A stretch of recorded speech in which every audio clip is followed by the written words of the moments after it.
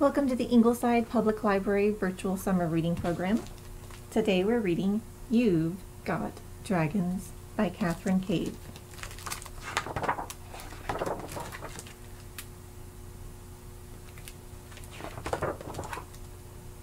Dragons show up when you least expect them. You turn around,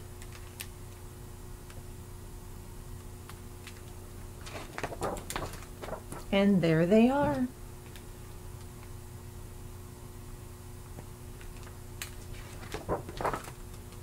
Am I dreaming, you think? And you pinch yourself hard, but you're not.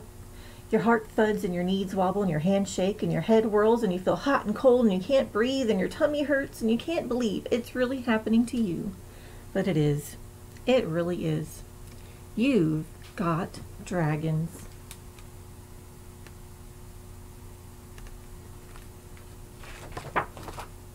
You've never had dragons before. You're not sure what to do. You say to yourself, why me? Why am I the one to get dragons? Was it something I did? I've been bad sometimes, but not that bad. And mostly I'm good. I've never been bad enough to deserve this. And you're right. Nobody deserves dragons. You certainly don't. You didn't get them by being bad. And all these people have dragons and they're really, really good.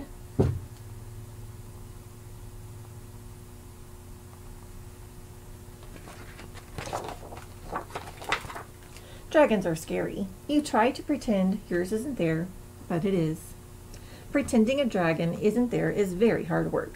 You keep checking to make sure it's still there. You have to check in all sorts of places. Sometimes you think it really isn't there, but it is. Pretending a huge, great, enormous dragon isn't there is exhausting. So sooner or later, you stop pretending.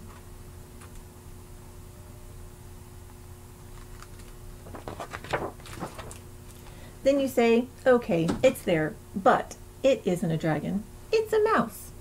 Who's scared of a mouse? But that's a mouse. Look at its shadow. That mouse looks just like a dragon. Deep down, you know it's a dragon. You're still scared.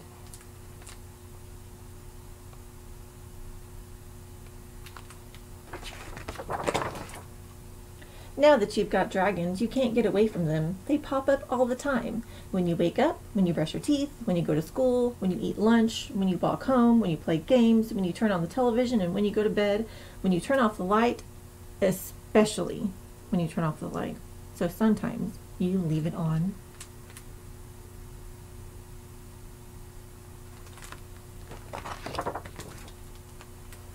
You don't want to think about dragons, but you do all the time. How do you spell cat? D-R-A-G-O-N. Big, bigger, dragon-sized. Who are you? A dragon. 2 plus 2 equals 4 dragons. 2 times 6 equals 12 dragons. You make silly mistakes because of the dragons. What's this? A dragon. You're worried that people won't understand. If you try to explain, they might think you are weird. So you don't say anything.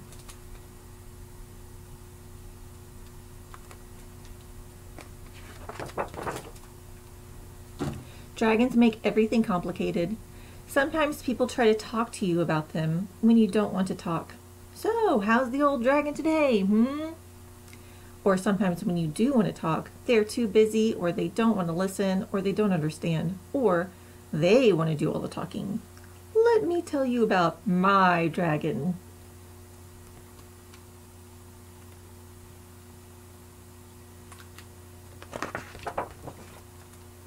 Sometimes you feel like you're burning up inside. You want to shout at the dragon, "Go away!" You'd like to stomp on it and kill it, but you need very big shoes. It seems so much bigger than you.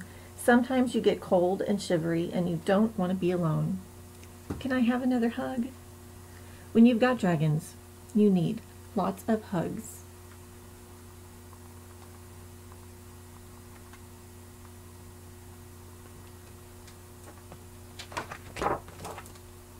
Soon you are the world's greatest expert on having dragons. By popular demand, Ben's advice column. Dear Ben, I want to run away from my dragons. What kind of training should I do? I am 6 years old. Do I need special shoes? And if so, please tell me where I can get pink ones. Sincerely, Sophie.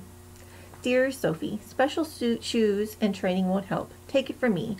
Dragons are too fast to run away from. Yours, Ben.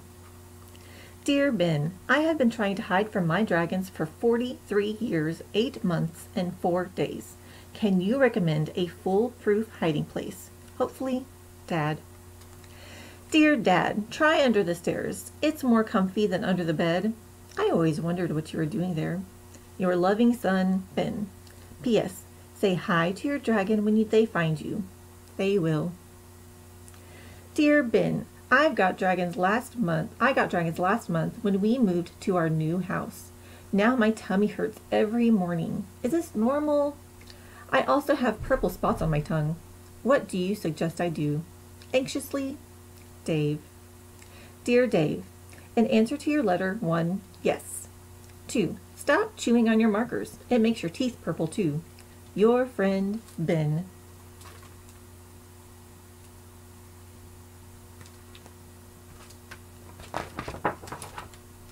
Ben's top tips for what to do when you've got dragons. Number 1, give your dragon your full attention at least once a day.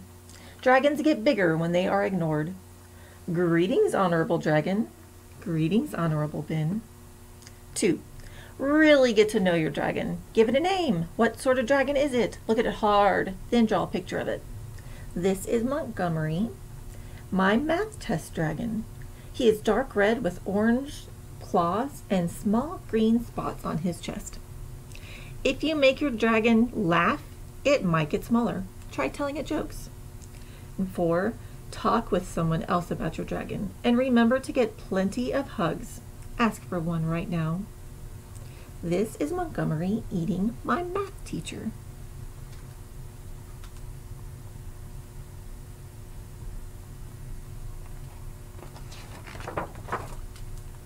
Dragons don't stay forever. You think that they will, but they won't.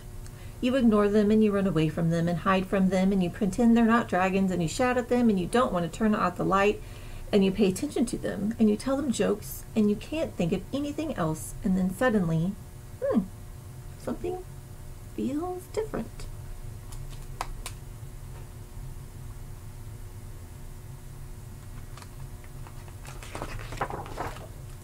Dragons leave just when you least expect them to. You wake up and they're gone. It really is. After all your hard work, your dragon is gone. Congratulations, great job, hooray. And now, you'll know what to do the next time you get dragons.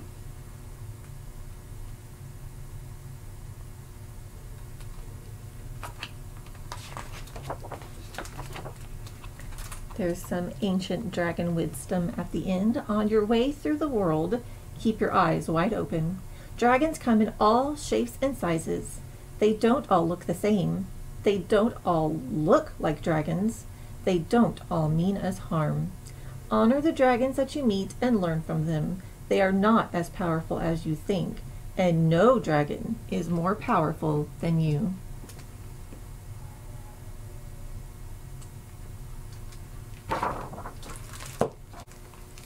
The book You've Got Dragons is an allegory, so you can read it like it's just talking about dragons, and that's okay. But in this book, dragons represent something else. They represent worry or anxiety. So the author is giving you different tips on how to deal with worry or anxiety. And he says, in his case, he has worry about math tests. So he has a math test dragon named Montgomery, and he tells his dragon jokes and he draws pictures of his dragon eating his math teacher, and these are things that help him deal with his worry about math tests. So these are things that you can try as well and see if they help with some worry that you might have. If you liked the dragons in this book, we have a few books with dragons and other mythical creatures that the older readers might enjoy. The first is How to Train Your Dragon by Cressida Cowell. This is the first book of 6 that we have in the How to Train Your Dragon series. Hiccup is a Viking, and Vikings kill dragons. When Hiccup decides not to kill the dragon, but to help it, will he find a way to work with and train the dragons? Will he be torn from limb to limb, or will he become a hero? It's an action-filled story with lots of humor. This book is a special edition with 2 short stories, How to Train Your Viking and The Day of the Dreader.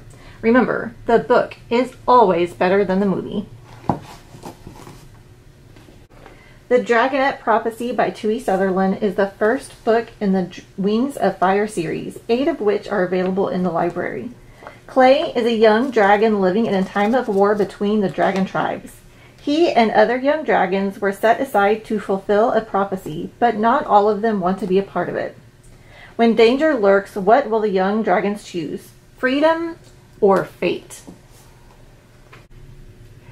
The Pokemon Sun and Moon series is full of interesting creatures, including dragon-type Pokemon.